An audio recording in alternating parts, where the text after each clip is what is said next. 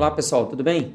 Hoje eu estou com uma satisfação de fazer o programa, né, como todos que a gente tem costume de fazer aqui, mas estou recebendo aqui nesse mais um Minas Agro Podcast, mais um programa que a gente tem o prazer e a satisfação de estar levando aí para vocês, os instrutores, né, de armamento e tiro lá do Casa Mata. Está aqui o Jorge Borges, ele também tem Borges, mas não é meu primo, não, mas também tem o Borges, e o Bruno Souza, são instrutores lá do Casa Mata. Nós vamos falar muito aqui sobre esse universo do tiro esportivo, falar sobre armas, falar sobre um pouco, inclusive, de legislação. Então, era um podcast que eu já tinha convidado os meninos para participar. Sou, inclusive, filiado lá no Clube Casa Mata, né? E a gente vinha já conversando sobre esse podcast há algum tempo. Então, é uma satisfação muito grande, né, estar recebendo vocês aqui, pessoal. Obrigado por ter aceitado o convite da gente fazer esse bate-papo aqui, que eu acho que tem tudo para ser um grande bate-papo, extremamente esclarecedor, com dois profissionais aqui da área. E eu acho que o pessoal que vai estar nos assistindo aí, principalmente a nossa turma de produtores rurais, acho que vai tirar um proveito muito grande aqui desse bate-papo com vocês. Boa. Obrigado, Jorge. Eu que agradeço aí a participação, né? Muito obrigado pelo convite. Em nome do Casa Mata aí, né? Então, assim, é uma oportunidade de a gente fortalecer o esporte, principalmente, né? Então, a gente fala lá no clube lá que a arma de fogo, ela é super segura, né? Desde que ela esteja sendo utilizada da forma correta, né? Sem dúvida. Exatamente. Muito obrigado. Exatamente. E aí, Brunão? Queremos agradecer também. E a oportunidade que vocês estão dando para a gente estar podendo falar sobre esse assunto aí que tal o pessoal acha que é um tabu para a galera, né? Sobre arma de fogo e tudo. E aqui nós estamos quebrando esse tabu. Você está repassando aí para outras pessoas. Nós só temos a agradecer aí a galera da Casa Mata, vocês aí. Porque, assim, eu particularmente, né, eu sou um defensor do direito das pessoas terem a arma, mas eu acredito muito que tudo tem que ter um conhecimento, tem que ter um preparo. Sim. Você tem que ter também, seguir todos os preceitos que estão na lei. E também nós vamos falar nisso, né? Também não precisa também ficar colocando uma burocracia do tamanho do monte para as pessoas. Sim. Tem um direito que está na Constituição, né? Exatamente. Mas eu acho assim, se é uma pessoa idônea, você tem capacidade, inclusive psicológica, de portar arma e treinamento, eu acho que é direito do cidadão, mas nós vamos falar muito sobre isso, principalmente nós como produtores rurais, sim. Que diferente das pessoas que estão na cidade, né? E aí nós vamos falar muito sobre isso aqui, que se precisar, Deus só permite, precisar do auxílio, inclusive da Polícia Militar, né? Liga 190, a Polícia Militar chega ali rápido. Você que está na cidade aí, que está me assistindo, se porventura você já precisou na vida da polícia, ou se você precisar, você vai fazer o quê? Você vai ligar 190, né? Correto. Falar, ó, sua rua, número da sua casa e seu bairro. E muito CEP. Agora, nós, produtores rurais, nós não temos nome de rua. A 30, nós não 40 quilômetros de distância. Você tem região. Nós não temos o número da casa, só para vocês verem o tamanho da complexidade. Então, eu costumo falar com o pessoal o seguinte, principalmente quando eu encontro alguém que fica meio resistente com arma e tal, eu falo, olha, eu acho que assim, se coloque no meu lugar como produtor rural. Eu vivo na minha propriedade. Eu e milhões de produtores rurais que tem nesse Brasil. Para chegar na minha casa, você passa por uma estrada rural. Sim. Meu vizinho mais próximo está a quase 1 quilômetro da minha casa. Né? Não tem o nome de rua, não tem o número, não tem CEP. Como é que a polícia chega lá? Porque produtor rural é o seguinte, ó, na estrada do Sr. José, depois do terceiro pé de IP, você vira à esquerda. Não tem nenhuma referência ali. Depois do Riachinho, você pega a ponte e vira à direita. Então, isso aqui é complicado. Então, é isso que eu costumo debater com os produtores rurais, mas nós vamos falar muito sobre isso aí. Obrigado, pessoal, por vocês terem aceitado o nosso convite. Acho que para começar bem, queria que vocês falassem um pouco da história, né, do Clube de Tiro Casa Mata. Eu está aqui bem próximo da sede do sindicato, né? Vocês estão do outro lado lá da Avenida Edmeia. Nós estamos aqui perto do centro, então a 200 metros de vocês. Pertinho. Muito perto. E eu queria que vocês contassem aí a história do clube. Então bora lá. Casa Mata, né? O Casa Mata é um clube de tiro e caça, ele está localizado ali na Edmeia Matos Lazarotti 1101, né? E ele veio de uma história que começou de forma triste, né? Então, hoje eu sou diretor de instrução lá no Casa Mata e a gente tem o dono do Casa Mata, que é o Thiago Torres, né? O Thiago Torres, ele foi tenente do Exército, primeiro tenente do Exército, então ele viveu praticamente 20 anos aí da vida dele com instrução, com arma de fogo. E ele é piloto de helicóptero. E por que começou essa ideia de uma forma trágica, né? O Thiago sofreu um acidente de avião. ele era um passageiro de um avião que caiu lá no bairro Caiçara, lá em Belo Horizonte, em 2019. No aeroporto ali em cima do próximo, ele decolou, andou um pouquinho, voou e caiu. E né, na internet aí tem várias fotos, o Thiago mesmo, ele teve boa parte do corpo dele queimada. E o que aconteceu? Depois que ele teve, eu acho que 80% da parte do corpo dele queimada, ele precisou recomeçar a vida dele. Ele não podia sair no sol, né? Ele não poderia mais trabalhar voando. Então ele pensou, em que eu vou investir? 20 anos de prática com arma de fogo. Dentro do exército já dava instrução. Ele pensou, poxa, eu vou fazer o que eu gosto. Vou criar um clube de tiro. Daí veio a ideia do Casa-Mata. E o Casa-Mata ele foi criado por olhos de um atirador também, que antes o Thiago foi o quê? Atirador. Então ele já frequentava clubes de tiro. Sim. Então ele já sabia ali cada ponto, vamos dizer assim, peculiar de cada clube, cada ponto que ele poderia melhorar. Então hoje o Casa-Mata a gente tem 2 stands, né? Todos os stands são acessíveis, com baias acessíveis, correto? Sim. Então, assim, banheiro acessível. Então, cadeirante, se tiver oportunidade para ir, ele vai ser bem atendido lá. A gente tem baia, lá na baia 1, que a gente chama de stand Coutinho, né? Que é até um afiliado nosso que sofreu um acidente de moto, viu? Eu falei, se a gente fez essa homenagem para ele, esse stand ele tem 15 metros de profundidade e 9 metros de largura. Todos os nossos boxes lá, eles são blindados. Então, se qualquer coisa acontecer, Deus me livre de um acidente, sim, você que está dentro da sua baia ali, você está protegido, né? E no início, lá, 4 anos atrás, quando o Casa-Mata ele foi criado, a gente tinha o primeiro stand que a gente conseguia atirar a 180 graus. Então, a gente pode atirar para frente, para o lado direito e para o lado esquerdo. Para trás, não, né? Não tem como, né? Sim. Não tem como.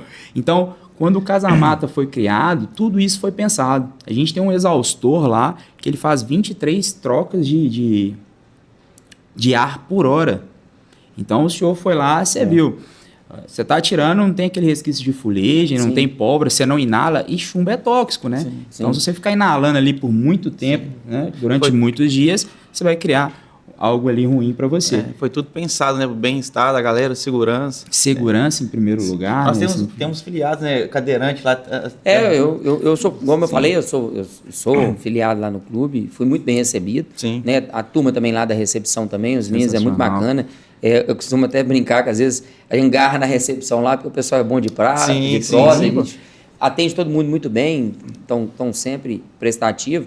E assim, me surpreendeu positivamente a estrutura, né? Porque a gente passa ali, você não tem noção, né? Você vê ele ali do lado, você não tem, porque ele tem uma profundidade muito grande, né? Mas você precisa entrar lá dentro para você ver. Sim. Assim, sempre muito bem arrumado. Então, os instrutores, né? Porque vocês estão aqui não, mas assim, são extremamente profissionais ali dentro, então é tão seguro que hoje até minha família está lá, né? Depois nós vamos ter a oportunidade de mostrar aí, minha namorada está me acompanhando, minha filha está me acompanhando lá, que para mim foi uma grata surpresa. Vejo também algumas mulheres indo lá, então achei muito bacana. Já vi outras pessoas levando a própria mãe para poder ensinar, então achei isso extremamente bacana. E você vê essa questão da união lá, né? Essa questão de trazer os olhos pro atirador. Toda quarta-feira a gente faz o nosso churrasco lá, a gente tem nosso espaço de lazer, né? Nossa cozinha gourmet lá.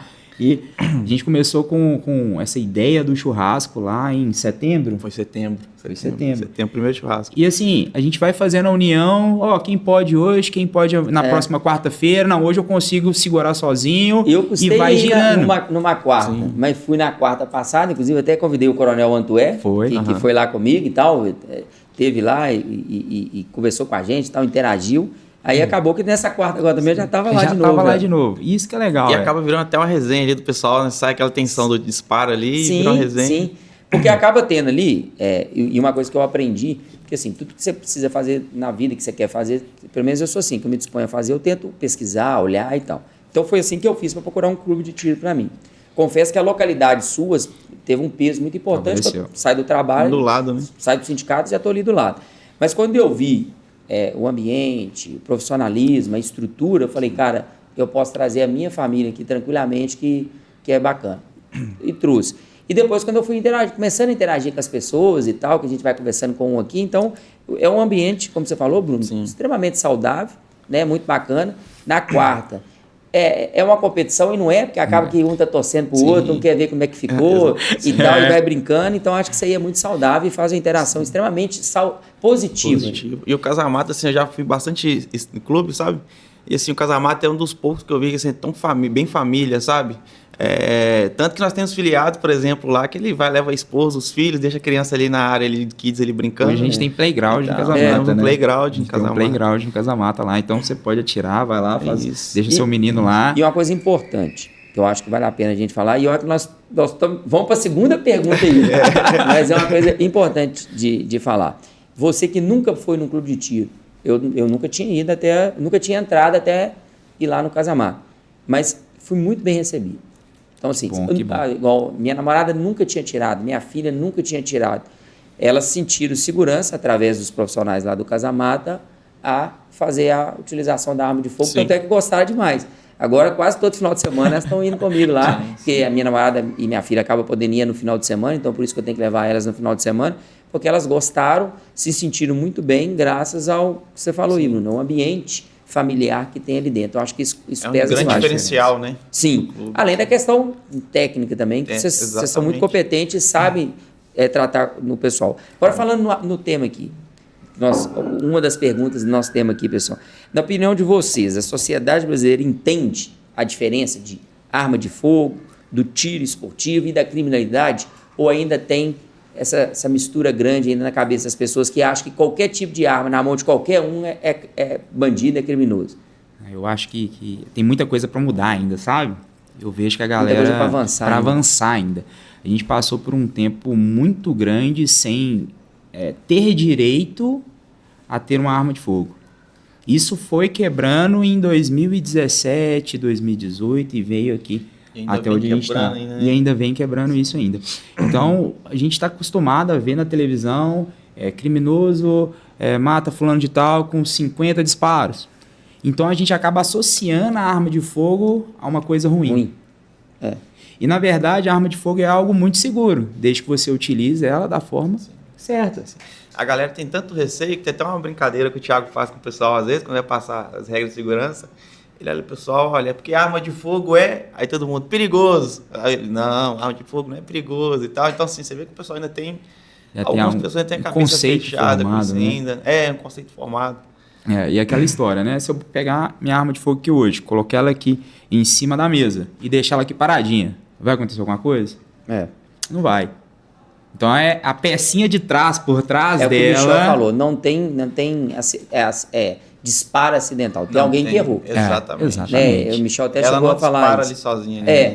Tem uma parte mecânica toda por trás do equipamento, né? Que ela vai tentar ali praticamente 100% evitar qualquer tipo de disparo acidental. Não vou falar que nunca aconteceu. Já aconteceu. Né? Mas as armas, elas foram evoluindo com o tempo para diminuir qualquer tipo de risco. Sim. Né? Então, inclusive com as travas de segurança. Com as travas de segurança. E acho, aí é uma opinião pessoal minha, né? Acho não, é o que eu acredito, né? Quem acha não acha nada, né? Então você tem que ter uma opinião. A minha opinião é o seguinte, se tem um espaço onde você tem profissional, aqui nós estamos batendo um papo com 2 profissionais da área, 2 instrutores, né? Que passaram, inclusive, depois eu vou perguntar para vocês o que precisa para poder ter essa qualificação de instrutor, qual é a formação. Mas as pessoas que estão habilitadas para isso. Eu acho que quem nunca teve contato ou que tem um receio, que busque, né? Pessoas qualificadas, que busquem um clube de tiro, que busquem um instrutor para isso. Inclusive, vocês têm aula lá, né? Para quem nunca tirou. Nunca tirei. Primeiro, eu vou falar a minha realidade da minha família. Né? Da minha família, né? Eu senti tanta confiança em lá que eu levei a minha família. Minha namorada e minha filha frequentam. Elas nunca tinham tirado. E eu, apesar de... né, sou da família da minha mãe, é da roça, então seus tios acabam te ensinando, seus primos e tal, a atirar. Eu já tive contato com arma de fogo, né, há muitos anos. E aí, o que acontece? Eu sabia, já tinha tirado com arma de fogo, mas eu não sinto competência de ensinar uma pessoa. Eu não tenho essa competência. Eu não vou pegar. Nunca peguei. Tanto é que a minha filha tem 28 anos, eu nunca tinha botado a minha arma na mão dela. Né? Exatamente para poder falar, pega aqui e atira, porque eu não me sinto com competência de ensinar ela a atirar. Mas quando eu vi que tem instrutores lá, e que inclusive vocês têm aula para quem nunca tirou, aí eu falei, opa, aqui tem um profissional gabaritado, capacitado para poder ensinar. Né? Porque, inclusive, eu tinha até colocado aqui para a gente fazer isso, é a questão que eu ia perguntar para vocês, é quem nunca tirou. Né? Tem sim um medo de atirar. É normal aquela pessoa, vocês identificam o medo. Mas o instrutor está aí para isso, né? Essa semana mesmo até teve um... Foi mãe e filha lá no stand lá, e a filha já é filiada, ela disparava e tal, tranquila, e a mãe foi a primeira vez. E ela chegou lá e estava super animada. Quando entrou pro stand, escutou o primeiro disparo, ela assustou e queria sair. Tem que ter jeito, arrumou um desespero, eu quero sair, tal. E assim, no Casa-Mato nós somos muito tranquilos, né? Não tem aquela pressão com o criado ali, com o visitante. Não, tem que tirar. Eu conversei com ela e tal, falei, olha, deixa eu te explicar. E tal, que é um local seguro. Expliquei lá que todos os boxes são blindados, as laterais deles e tal. Falei, vamos fazer o seguinte, vamos começar um calibre bem baixinho, vamos dar um disparo, só para você entender sobre barulho, e nós vamos aumentando. Ela, mas não sei o que lá e tal. Enfim, coloquei, ela deu o primeiro disparo, assustou, mas ficou assim, falei, vamos tentar mais outra. Ao segundo, ela ficou meio mais tranquila, falei, tá vendo? Aí foi aumentando. Quando assustou, cara, a mulher já estava querendo ir embora do stand, entendeu? Então, assim, minha namorada, minha namorada, que eu achei que... A minha filha, eu já sabia que ela iria tranquila. Aquela lá, ela já chegou falando, pai, eu quero tirar de 12. Eu falei, não, calma. Segura o 38 aí, um doguinho, nós vamos por etapa primeiro. Ela já tá querendo tirar de 12. Desse tamanhozinho, só tamanho. Só tamanho e petulância. Aí, a minha filha já sabia que ela ia ficar pra frente. Agora, a minha namorada, eu fiquei olhando assim e falei, essa não vai querer não.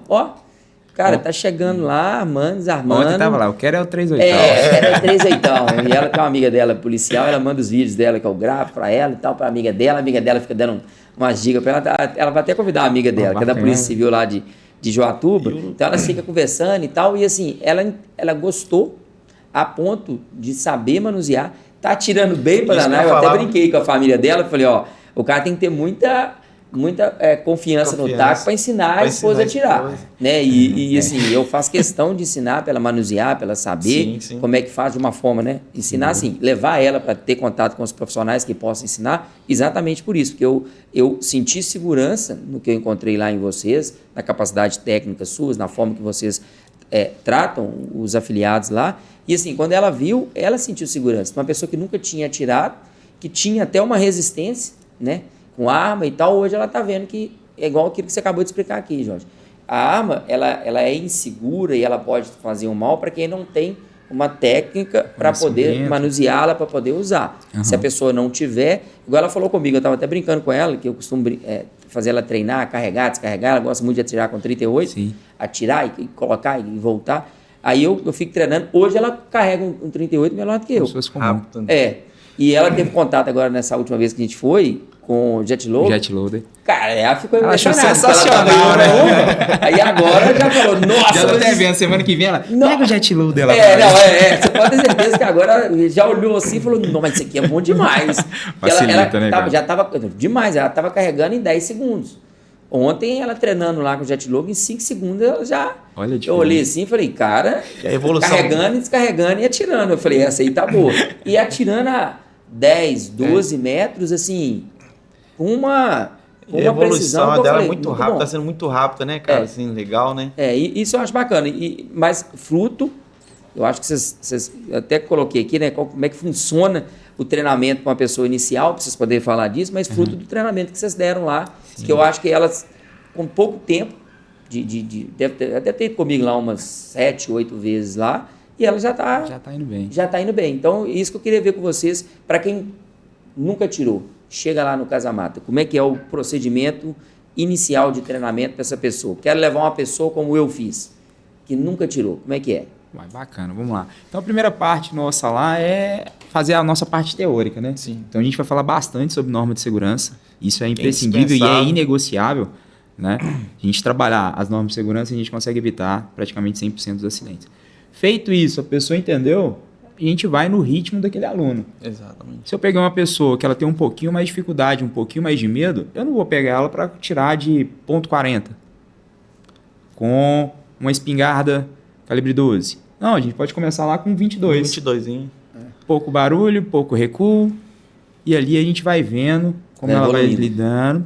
A gente vai passar toda a parte de fundamentos de tiro, postura, empunhadura, visada, acionamento de gatilho, respiração. Empunhadura, para quem está nos assistindo, que não é do meio, é exatamente a forma de pegar na arma com segurança. Exatamente. Né? Só para o pessoal entender, né? Porque às vezes a gente está no automático falando alguns jargões aqui que quem é do meio entende. Entendi. Mas a empunhadura nada mais é porque, até para quem está nos assistindo, para vocês entenderem, até a forma com que você pega na arma, porque as pessoas têm receio, eu já vi muita gente, quando vê uma arma, não quer nem pegar. Até a forma com que você pega na arma tem uma técnica. Tem uma técnica. Não é de qualquer jeito. Não é de qualquer jeito. A posição do dedo, a posição dos dedos, né, faz toda a diferença na hora de você pegar uma arma. E até isso o pessoal é capacitado para prestar atenção. Eu vou só fazer um adendo aqui. Nós fizemos, vocês vão ver aí, passa lá na quarta-feira, né, que é a competição que a gente tem. E o tanto que os meninos aqui são profissionais, o Jorge me deu um toque e falou: a forma que você está pegando está 1 centímetro para cima da arma que... do ferrolho. Do ferrolho. Vai passar na sua mão. Se passar na sua mão, vai cortar. Então eu não parei a prova, porque eu vi que você tinha segurado a empunhadura, que não ia te machucar. Mas eu olhei assim e falei: cara, o cara prestou atenção até no centímetro que estava a minha mão. Mas isso é profissionalismo, então eu acho que isso é bacana para quem está nos assistindo e saber. Mas eu te interrompi. Não, tá certíssimo. E eu falo com meus alunos que fundamento de tiro é isso, né? A postura, a empunhadura. O cara que atira bem, ele vai colocar naquele momento, naquele disparo, tudo isso em prática. Beleza? Claro, tem fundamentos de tiro que são dispensáveis e indispensáveis. Para tiro de precisão, para competição, faz diferença. Agora, numa situação real de defesa, você não vai ficar preocupado se você está fazendo visado ou não.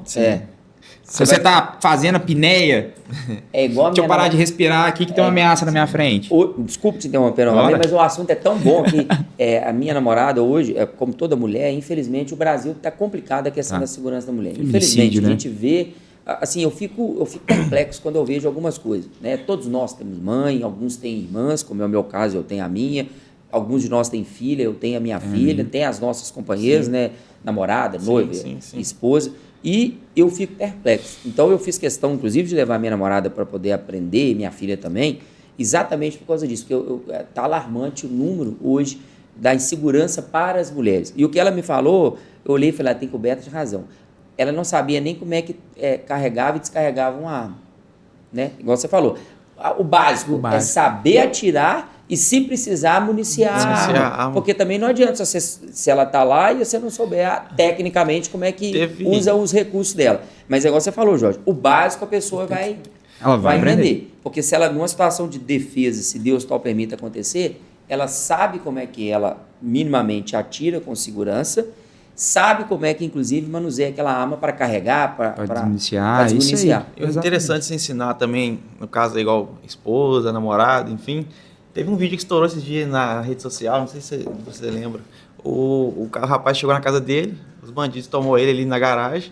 A esposa dele pegou a arma, veio correndo, porém ela não sabia o que fazer com a arma. Ela tentou evitar os disparos, não conseguiu. Acho que eles até tomaram a arma dela. Tomaram a arma dela, pegaram ela. E, nossa, mas situação... aquilo, eu até brinquei aqui, mas é verdade. O cara tem que ter muita segurança para ensinar a companheira dele a atirar.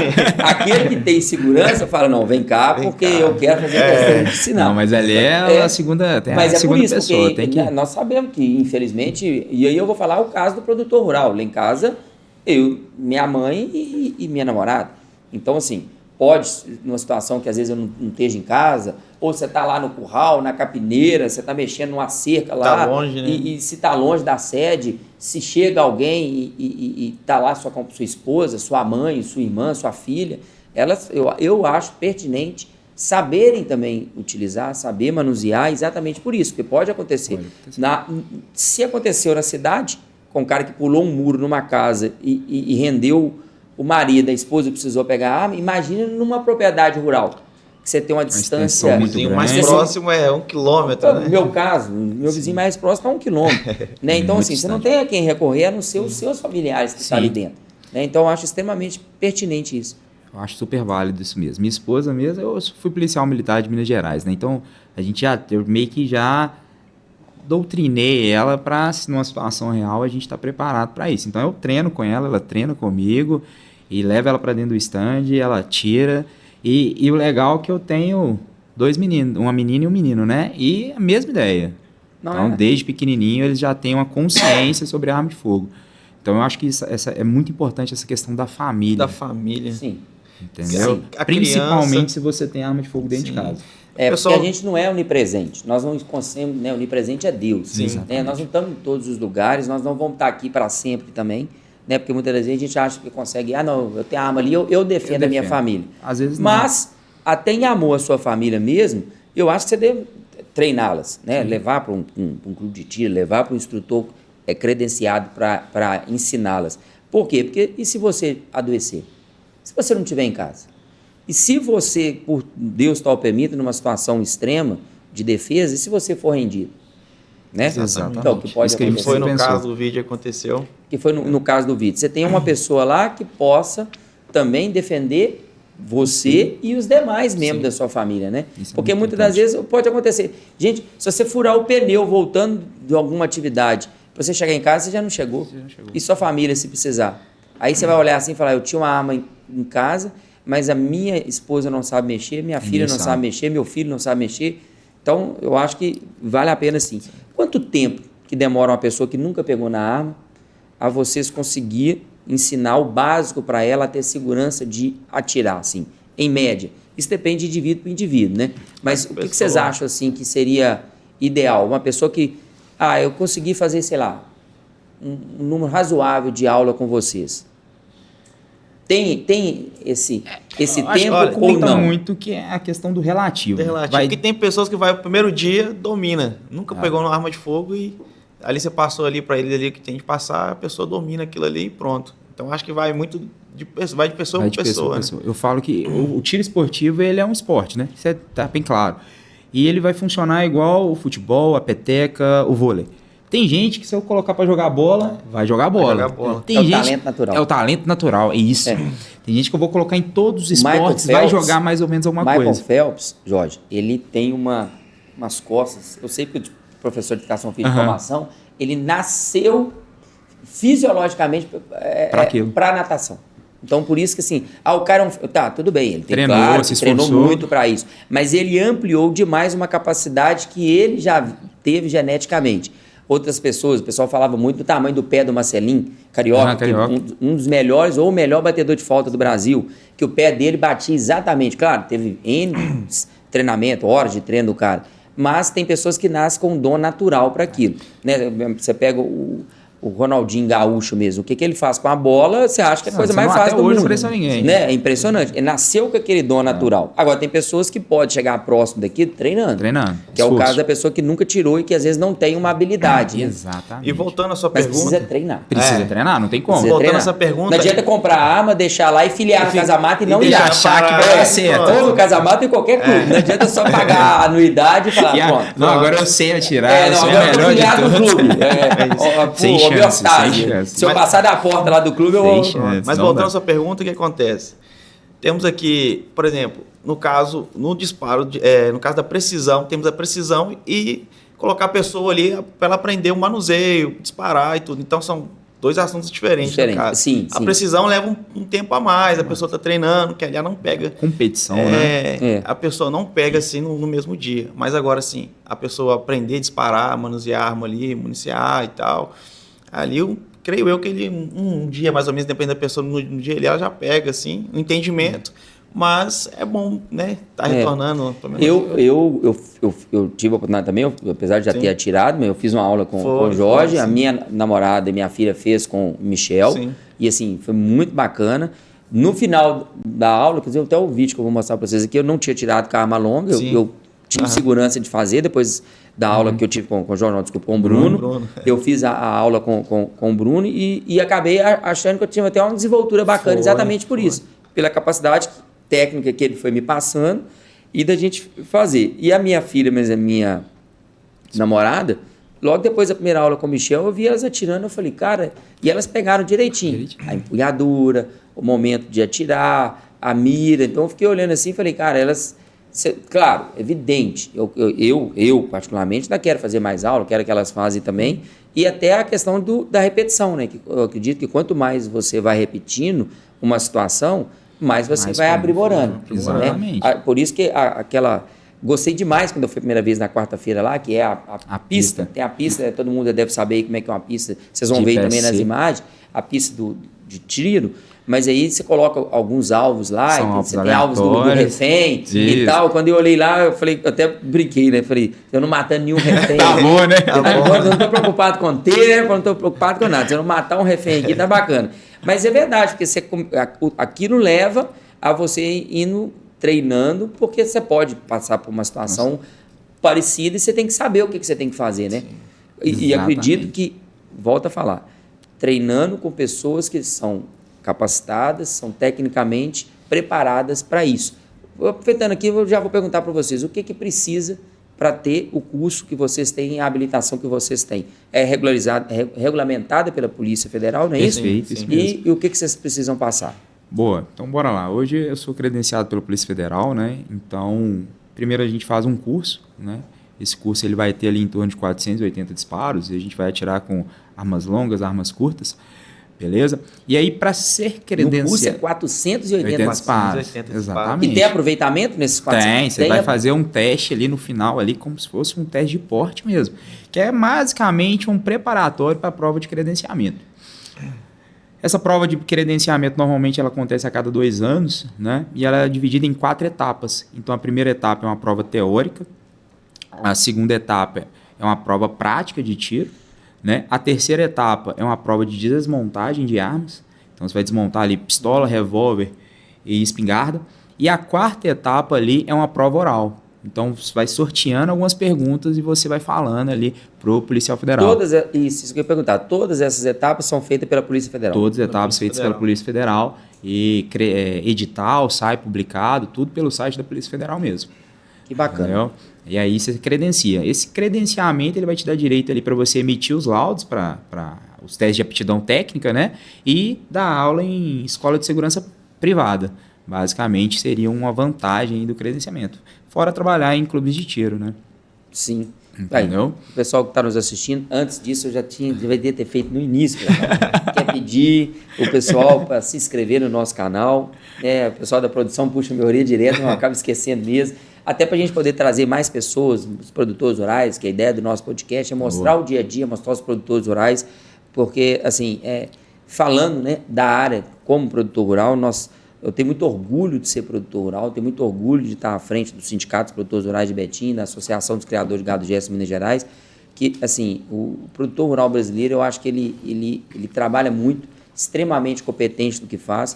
Nós produzimos aí alimento para alimentar um país de mais de 220 milhões de pessoas. Então, se hoje você está nos assistindo aí, se você tomou seu café, se você almoçou, se você vai jantar, é graças ao trabalho e esforço do produtor rural. Né? Então, além disso, 1/5 das pessoas do mundo é alimentada pelos produtores rurais brasileiros. Então, isso não é pouca coisa.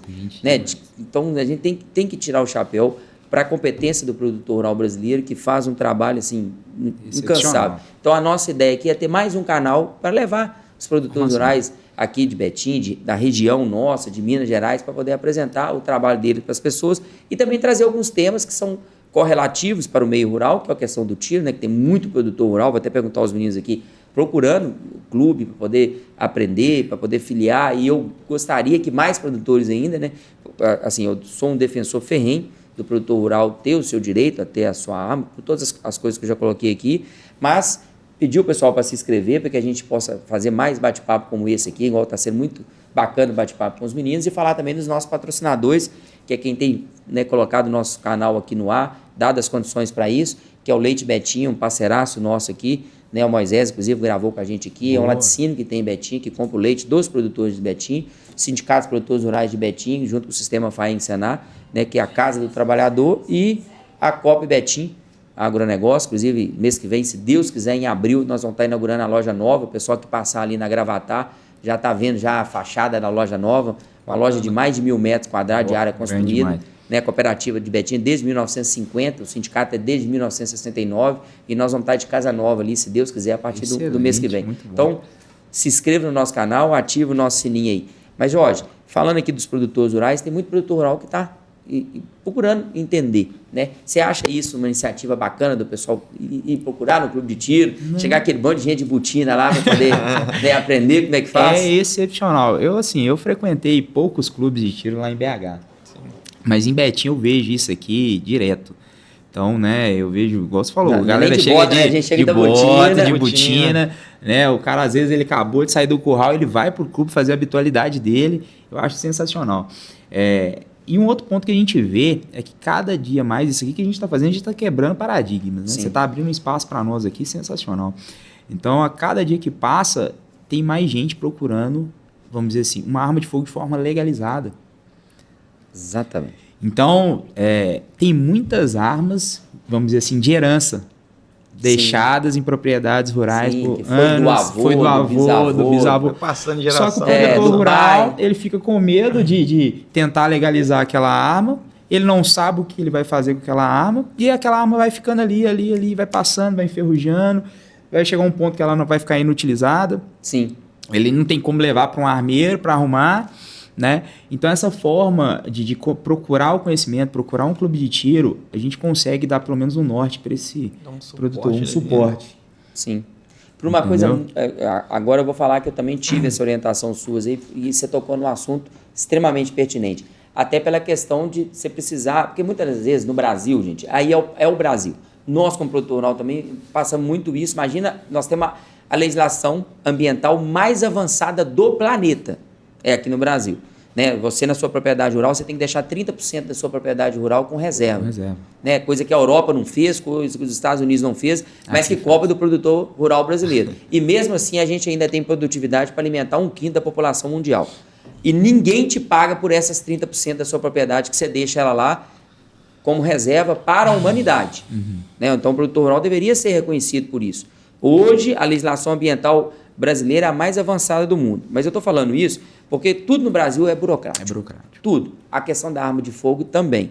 Mas uma coisa que os clubes de tiros, quase todos têm, e o Casamata tem, é a questão de você ter um despachante, você ter um serviço de despachante para orientar o pessoal. Né? E aí eu vou deixar vocês que são profissionais da área falar, porque hoje você tem a posse, que é para defesa na sua residência, você tem a questão do CR, que é para quem é caçador, colecionador e atirador esportivo. Perfeito. E você tem o porte de arma. Então, são essas 3 possibilidades que você tem. O porte é mais complicado, porque você tem que... Tanto a posse, para você ter uma arma na sua casa, você tem que comprovar a efetiva necessidade. Né? Não basta só você morar próximo de uma área de risco. Não basta só você ser produtor rural. Você tem que comprovar. Você tem que comprovar, né? E comprovar por A mais B com documentação com fé pública e tudo mais. Né? Que eu acho que assim, é complicado. Vou dar só um exemplo, porque eu gosto de dar exemplo para as pessoas. Sim. Se você tiver a infelicidade digamos assim, perto da sua casa, ter uma pessoa que já foi um agressor de mulher, ou uma pessoa que teve alguma condenação por ter feito alguma... Só isso não basta, não. Ele já tem que ter te ameaçado, falado especificamente, eu vou te pegar você... Você ter registrado, bonitinho. Só pra você entender como é que é a dificuldade no Brasil. Aí você tem que ir lá, registrar um boletim de ocorrência. Olha, o fulano falou que vai me pegar. Apesar de eu saber que ele é agressor de mulher, que ele é isso, que ele é aquilo, ele me ameaçou. Aí você vai demorar mais uns 6 meses, depois dele te ameaçar, para você conseguir ter a posse da sua arma na sua casa. Mas é isso, né? A gente tem que falar como é que as coisas são. Né? Então, o Casamata dá, inclusive, esse suporte para a pessoa que quer legalizar a arma, quer ter uma arma legalizada, que eu acho que também é fundamental. Eu sou um defensor do direito das pessoas terem a arma, está na nossa Constituição Federal, mas desde que também cumpra a lei. A lei, né? Isso aí. Os pré-requisitos, né? Independente, aí a gente vai falar de pelo menos alguns pré-requisitos. Quais são eles? Então, a pessoa tem que ser idônea, não pode estar respondendo nenhum tipo de inquérito ou crime, né? Criminal. Ela tem que ter ocupação lícita, ela tem que ter residência fixa, ela tem que passar pelo teste de tiro, que é o teste de aptidão técnica, e o teste psicológico. Beleza? Então, fora a documentação que ela tem que entregar para os nossos despachantes lá para dar a entrada, seja na posse, seja no porte, ou seja lá para conseguir o certificado de registro. Né? Então, o famoso certificado de registro, aí para quem não sabe, é o famoso CAC, né? O caçador, atirador. O pessoal fala assim, eu vou ali tirar o CAC. Vai tirar onde? Está preso? Não, é exatamente isso. Eu, particularmente, porque o pessoal, a mídia tradicional, CAC, eu achei que você chegava lá e tirava o CAC. Não, o CAC nada mais é do que uma abreviação de colecionador, atirador e caçador. Perfeito. É como se fosse uma carteira de habilitação mesmo, a carteira nossa hoje. Ela tem lá AB, né? Então o certificado de registro ele vai estar lá com as siglas para você. Você não necessariamente precisa ser CAC. Você pode ser CA, caçador e atirador, ou só apenas colecionador. Dá para você colocar. Dá para você dentro colocar. Dessas licenças, você pode colocar uma ou outra. Perfeito. Né? Lembrando que cada uma dessas siglas, né, elas vão te dar algumas obrigações. Igual o atirador esportivo. Ele tem que, pelo menos, no mínimo, ir 8 vezes no clube de tiro no ano. No ano. No ano inteiro. Então, essa é uma obrigatoriedade da lei. A tal da habitualidade, né? A tal da habitualidade. Por isso que lá no Casamata, vou falar um exemplo do Casamata, que é o que eu estou filiado. Certo. Quando você chega lá, você tem um reconhecimento facial para comprovar que você teve lá, então já sai no sistema, depois o pessoal pega no caderno, assina o livro. Anota que você assina o livro para comprovar que você teve lá. E depois, se você quiser mudar, porque tem atirador nível 1, 2 e 3, né, até a quantidade de armas também que você pode ter, arma de uso restrito, uso permitido. O primeiro ano você fica só com a arma de uso permitido, você pode ter 4 armas. Aí a segunda você já pode... no nível 2 você ainda não pode ter nível restrito. Ainda não. Você continua os permitidos, aumenta a quantidade de armas. A legislação hoje fala isso, só depois de 2 anos. Mas aí você aumenta o número de armas. Perfeito. Né? E precisa participar, acho que de ter um número de competições também. São 4 competições, sendo elas ali de nível municipal, tá? Não precisa ser de nível nacional, não. Então são 12 habitualidades e 4 campeonatos ali. Então a pista que você foi ontem, quarta-feira, já conta para você como campeonato. E também, eu já vi lá no Casamata, porque os clubes de tiro fazem competição entre eles, né? Sim. Então o pessoal vai lá, já se inscreve e o Casamata está habilitado a fazer essas competições que tem nível nacional, todo mundo coloca o seu resultado, que eu já vi lá, achei bem interessante. Exatamente. O cara, eu vim aqui hoje fazer minha competição. Ó. Só tava eu e ele, tá competindo comigo. As competições hoje, elas funcionam de forma online, né? Então, o Brunão tá lá, eu tô lá, você participou do campeonato, a gente vai marcar seu tempo, vai marcar sua pontuação e a gente vai registrar no sistema. E aí vai ser ranqueado de forma nacional. Beleza? Aí esse campeonato ele já vai funcionar para quem é atirador nível 3. Porque você precisa de 4 campeonatos municipais, né, que a gente fala, Sim. E pelo menos 2 nacionais. Fora as 20 habitualidades, ou seja, 20 vezes no ano. Sim. Beleza? Mas é bem tranquilo, né? É bem tranquilo. Se a pessoa quer chegar no nível 3, acho que o nível 1, 8 habitualidades. Acho que outro dia eu encontrei um senhor que foi para fazer habitualidade. Ele chegou lá, colocou 5 munição no budoquinho, deu 5 tiros. Tchau. Aí eu acho que era você que estava na pista. Mas já? Ele não, já. Foi lá, fez a habitualidade dele e foi embora. Cara, é uma analogia tão simples. Agora, quem gosta, desculpa te interromper, tá, Jorge? Quem gosta, não. Vai, conversa, quer atirar mais, quer ver o outro atirar, quer aprender. Sim. É uma analogia boba, mas quantas vezes você vai na academia no ano? Quantas vezes você vai num restaurante almoçar?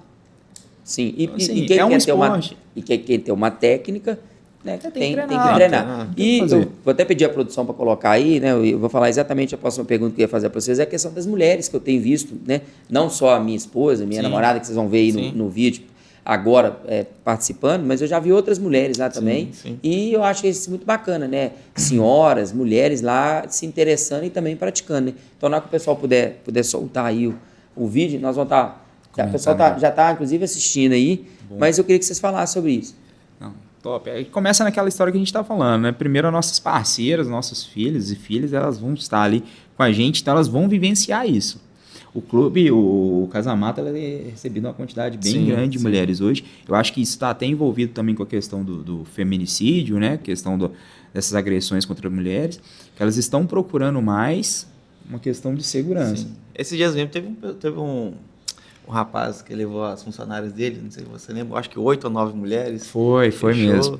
E elas saíram do clube assim, super amarradonas. Não, vou voltar, vou filiar e tal. E isso dá uma energia positiva nelas. Sim. Que às vezes a mulher chega lá e fala assim, principalmente você vai tirar de espingarda, de 12. Ai, mas eu não aguento, o recuo é muito grande. Na hora que você pega uma munição, ela atira, cara, a adrenalina é tão alta. Fala, nossa senhora, eu dei conta. Eu não machuquei. Não faz não, que a baixinha lá em casa, ela vai querer só tirar de 12. Já tá doida. Coloca mais uma aí, deixa eu ir. Porque a mulher tem aquele negócio, né, assim, a arma da coice, por exemplo. Não, a mulher chega todas as vezes, a mulher chega, essa arma da coice? Eu, não, tal, vem cá. Aí explica e tal. Ela, mas eu não consigo. Fulano de tal falou que é muito pesado. Eu falei, vem cá, vamos tirar. é pesado às vezes você tirar sem técnica, né, da maneira errada, assim, mas quando você tem ali toda uma técnica ali por trás ali, acaba sendo um disparo tranquilo. E quando a mulher consegue efetuar esse disparo, a mulher, poxa, ela sabe, essa amarradona, poxa, eu consegui disparar calibre 12 e tal. Cara, fuzil, vai fica assim. Confiança e segurança. Ganhou Exatamente. Confiança, se sentiu segura. Sim. Ela vai fazer da a série que ela está aprendendo. Então isso é fundamental. É fundamental. E o pessoal vai estar vendo aí, que a minha filha e minha namorada que está atirando, vai estar passando aí na tela, que é o que vocês estão vendo aí. Eu olhei exatamente isso. Eu fiquei olhando, quando o Michel ensinou minha namorada e depois a minha filha e tal, eu fiquei olhando assim, você não percebe nem recuo. Assim, eu achei. Da forma correta. Eu achei que ela ia ter um recuo grande, porque são mulheres, né, e tal. Sim. E assim, minha namorada começou com o Budoquinho, agora já está tirando com 38 maior e tirando muito bem. Normal. Exatamente por causa da técnica, né? Exatamente. Tudo isso vai fazer a diferença. É o que eu falei, a confiança e a segurança ali vai dar um start para ela continuar mais, um estímulo ali para ela procurar outro tipo de arma, um calibre maior, e assim vai. Até mesmo para chegar lá na questão da defesa. Não, a partir de agora eu quero ter uma arma de fogo, porque se eu precisar... E aí ela passa, inclusive, a procurar qual a melhor arma que ela acha. Se é com 38, se é com uma pistola, se é, inclusive, se for na área rural, nós, produtores rurais, gostamos muito de uma arma longa, né? Porque a distância é muito grande e tal. Então, acho que isso, quando a pessoa chega nesse... Entendeu como é que é? Atirou com as armas, aprendeu a manusear da forma correta, com o instrutor ensinando, aí depois quando ela fala, agora eu quero ter uma arma, ou então eu quero comprar uma arma para praticar o tiro esportivo. Aí ela começa, igual eu já estou agora nesse momento. Né? Eu estou falando que eu já estou nesse momento. Deixa eu ver aqui qual arma que, para mim praticar aqui o tiro esportivo, eu vou ter uma desenvoltura melhor. Né? Porque eu já dei entrada na minha documentação do CR, né? Agora estou na fila aí com milhares de brasileiros. A gente cruzando ansioso para ver se todas as coisas começaram a andar. Aí na hora que sair eu já quero estar com a arma que eu escolhi já pronta para poder adquirir, exatamente porque aí você já começa a pensar em qual arma que eu vou querer ter para me ter uma desenvoltura melhor na prática do tiro esportivo. Sim. Que eu acho que aí é bacana. Mas a gente falou aqui, eu particularmente dei minha opinião e queria ouvir a opinião de você sobre a legislação brasileira sobre as armas. Né? Ela é extremamente rígida, extremamente controlada, e eu queria que vocês falassem um pouco. Vocês veem que tem necessidade, acho que eu particularmente acho que tem que ter controle sim, né? Sim. O Coronel Antué, a gente teve a oportunidade de receber ele aqui, inclusive de uma forma muito gentil, gravando o programa, e ele até, vou resumir a opinião que ele deu aqui, ele falou, olha, nós no Brasil não temos ainda a mentalidade dos Estados Unidos, né, que você compra arma e munição no supermercado. Sim. Você vai lá no Walmart da vida, você tem que ter uma ilha lá, igual a gente compra ovo de Páscoa aqui no Brasil, nos Estados Unidos eles compram arma e munição. E você passa lá o pó de café, você passa a carne e passa a munição lá. Nós não estamos nesse patamar de mentalidade enquanto sociedade. Mas também deixar a pessoa totalmente desguarnecida, porque o Estado, né, aí é uma opinião minha agora, nem do Coronel Antônio, não, é minha. O Estado ele não é onipresente. Sim. Ele não está em todo lugar ao mesmo tempo. Né? Ele não consegue proteger todo mundo. Haja visto o número de crime que a gente sabe que tem no Brasil. E o Estado criar regras burocráticas que às vezes vão de encontro uma com a outra, aí eu vou dar um exemplo, que eu posso estar falando uma bobagem muito grande aqui, que peço até que vocês me corrijam na opinião de quando vocês forem dar. Você tem que apresentar toda a documentação sua, pessoal, para tirar a arma, para poder ter a arma. Adquirir ela. E depois você tem que tirar quase praticamente toda a documentação para a arma. Sim. É quase que você fazer de novo. De novo mesmo. E a documentação não vai para órgãos diferentes, não. A do atirador vai para a Polícia Federal. E a outra vai para, sei lá, o Ministério da Justiça. Não, vai para o mesmo órgão. Você vai para o mesmo órgão, você já entregou a documentação? Assim... É meio difícil de entender, né? A verdade é essa, né? É algo muito burocrático, a gente como clube mesmo, a gente passa por diversas fiscalizações durante o ano. O próprio CAC, ele vai ser fiscalizado durante o ano. Né? Então, a gente teve, ano passado mesmo, a gente teve uma fiscalização com mais de 50 CACs lá no clube. Aí, aciona o CAC via e-mail, o Casamata recebe os nomes, entra em contato com esses CACs, aí os CACs têm que levar a arma deles. Na época era o Exército que administrava, né? Então, o Exército ia lá, verificava as guias, verificava se as armas, o número das armas estavam corretas. Então, assim, as pessoas precisam entender que é muito burocrático a ponto de ser algo errado. Tá me entendendo? Sim. Então, assim, a gente passa por tanta pressão. É um pente fino É um mesmo, pente né? fino tão grande Não, que não é qualquer um que vai ter. Falou exatamente o que eu escutei, inclusive na internet, um cara falando que eu achei perfeita a colocação. Você, mulher, se você quiser saber qual é a conduta daquele cara, vai lá e pode se relacionar com o CAC. Porque, primeiro, ele não tem nenhum antecedente criminal, Exato. não está respondendo por nenhum processo criminal, Sim. não pode responder, senão ele perde, o CR dele. Perde as armas dele. Perde as armas dele e, assim, quem gosta vai querer continuar. Ele perde o direito, inclusive, de estar afiliado ao clube, né? Porque uma das coisas que o pessoal faz lá quando você chega no clube é olhar a ficha criminal. A primeira coisa, chegou no Casamata, nada consta. Nada consta. Se o nada consta não saiu, mesmo, às vezes a pessoa tem anônimo, o nome dele é parecido com o outro, não saiu. Não, meu cara, ó, infelizmente a gente vai entrar em contato com você assim que sair, a gente te chama novamente. Que é exatamente isso que você falou, porque assim, a pessoa passa por um pente fino para poder tirar o registro da arma dele, ser atirador esportivo, absurdo. Que a pessoa que às vezes está com má intenção ali de ter um armamento, ela não tem essa paciência de esperar isso tudo, não tem? Não, ela não tem paciência, não ela não tem a idoneidade. Exatamente. Ela não vai conseguir. Não vai. Ela não vai. Não, sem chance. Na hora que pegar os nada constas, basicamente não isso vai que você falou. Não pode burocratizar tanto a ponto de colocar a questão de ser errada. Né? Não é errado. Inclusive, é direito das pessoas. Sim, então, para que dificultar? E uma coisa importante, que aí eu vou falar, que no Brasil nós tivemos um plebiscito. E foi desrespeitada a opinião da sociedade brasileira.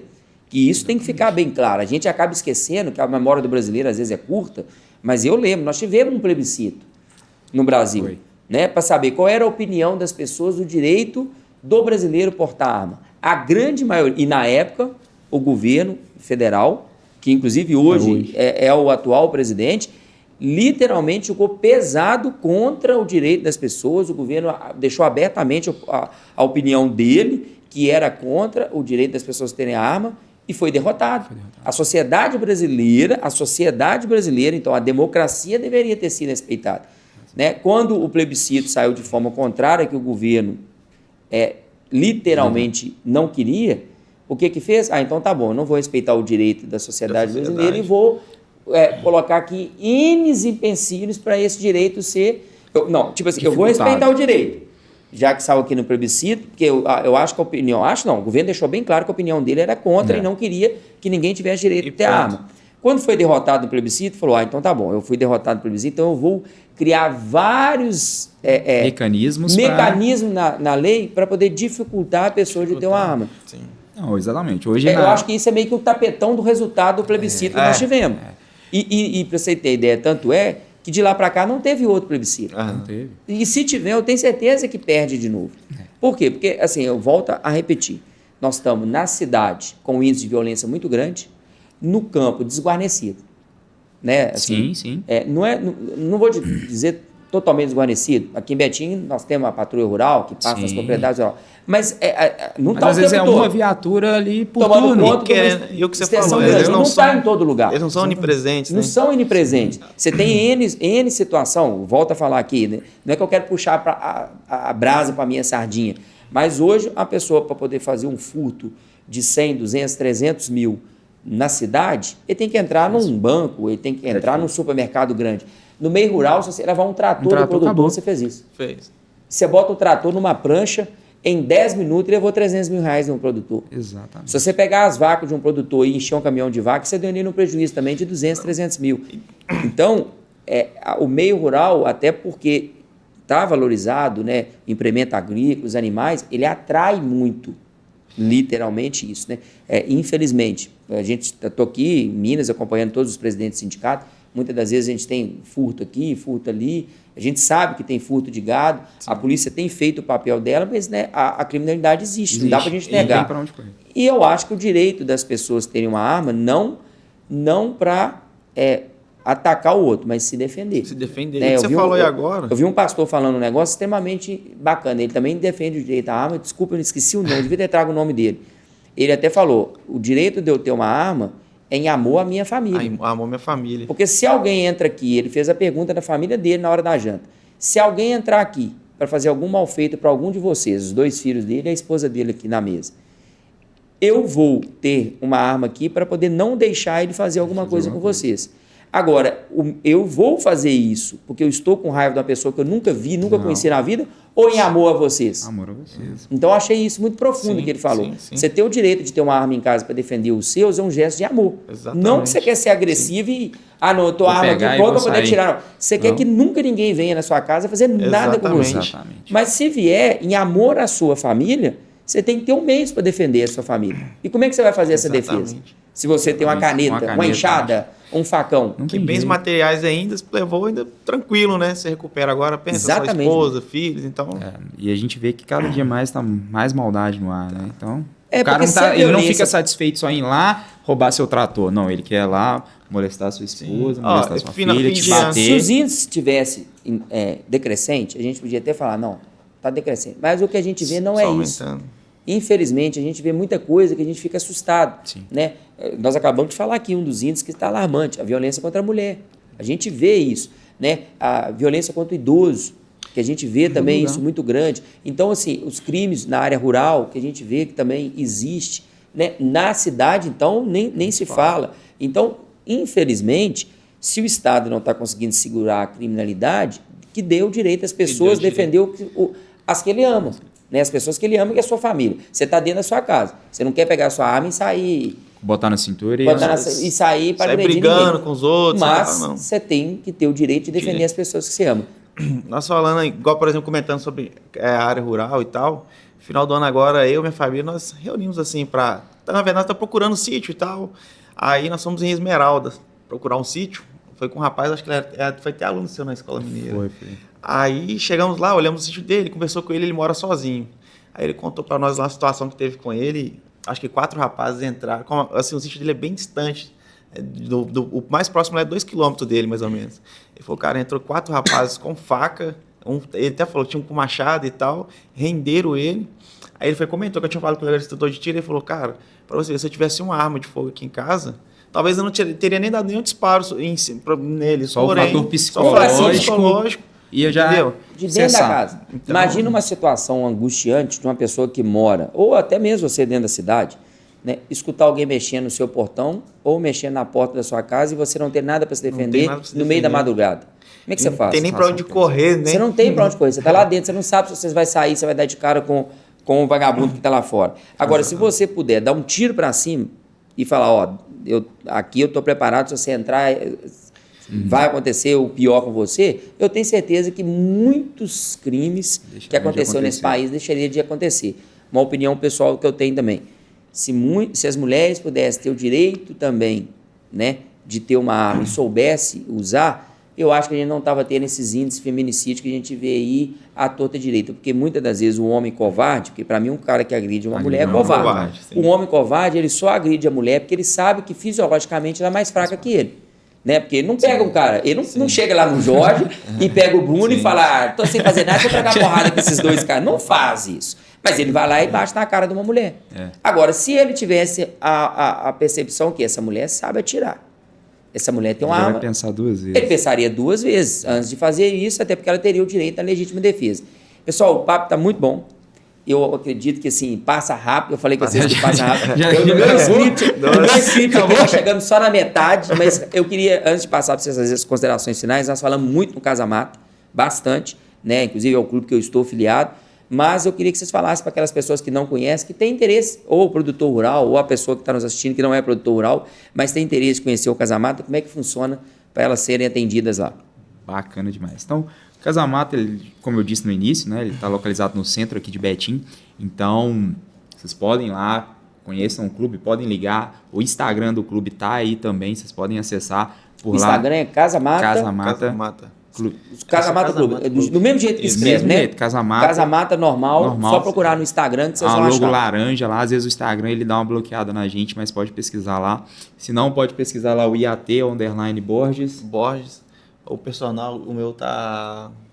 Agora pegou o Brunão. Pensa aí. Pegou o Brunão no contrapé agora. Eu fugiu aqui agora. Porque às vezes Se lembrar, você fala. Às vezes o Instagram ele realmente dá uma limitada por conta do nicho, né? Sim. E aí não aparece o nosso clube, mas vai estar lá no Instagram. E vocês podem tirar todas as dúvidas pelos meios de contato, ou se não, ir lá no clube presencialmente. Hoje, é isso que eu ia te falar. A pessoa pode, inclusive, visitar o clube, pode ir lá para ver as instalações e tal. E assim, a galera pergunta muito aqui fora, para frequentar um clube de tiro tem que ser da segurança pública e tal. Não, o clube ele tem acesso para todas as pessoas, todo o público, né? Lógico, temos assim, idade certa e tal. Sim, são outros critérios. Porém, né? Assim, aberto para todo mundo, todo o público. Exatamente. Deixando bem claro, né? Acabou aquela questão de tiro prático. Então eu não posso chegar lá no Casa-Mata e simplesmente, não, eu vim cá e quero me divertir atirando. Isso, infelizmente, por conta da legislação não existe mais.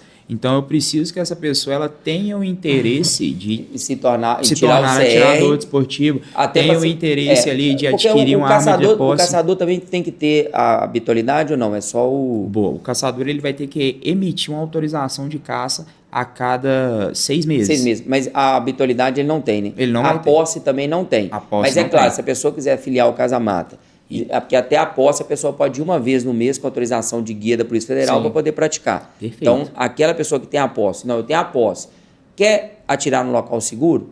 Vai lá na Casa-Mata, vai num clube de tiro. Eu estou falando muito do Casa-Mata, porque eu sou filiado e nós estamos aqui. Vai lá no Casa-Mata que eu acho que você vai ser... Tenho certeza que vai ser muito bem recebido. Isso aí. Pessoal, como eu falei, foi muito bacana. Já vou deixar o convite aberto para a gente já fazer um próximo, porque foi metade só do inscrito. Eu falei que a gente faria metade, porque o assunto é muito instigante, é muito bacana. Espero que os produtores rurais comecem a entender um pouco, ainda mais sobre isso. Tem muito produtor rural procurando. Ponto, né, do ACBR. E eu acho que isso é bacana a gente poder divulgar nos grupos aqui de criadores da região, para as pessoas conhecerem lá o trabalho que vocês fazem, passar para vocês fazer as considerações finais suas aí. Excelente. Então, um agradecimento a todo mundo que está vendo aí. Curte, né? Compartilha, siga o nosso canal aí. Brunão que veio aqui comigo. Agradecimento ao Thiago, que também abriu as portas para a gente vir para cá. A Marina, né? Nossa outra gerente lá, ela ficou na parte administrativa cuidando do clube quanto isso. Né? E é isso, galera. Arma de fogo é super segura. A gente só não pode tratar ela de qualquer forma. Procurar pessoas capacitadas para isso, né? Entra nas questões de normas de segurança. Beleza? Pode procurar o Casa-Mata que a gente vai estar lá de portas abertas para vocês. Faltou o bordão do Casa-Mata, né? Como é que é o bordão? Vamos lá? E para você que está aí do outro lado, sentado no sofá, saia do sofá e venha atirar. Pessoal, esse aí foi mais um Minas Agro Podcast. Obrigado. Esse programa está feito para você, produtor rural, para você da cidade, que quer conhecer mais sobre o meio rural, para conhecer a lida do produtor rural e com assuntos pertinentes aí. Muito obrigado. Até o próximo programa. Valeu, pessoal.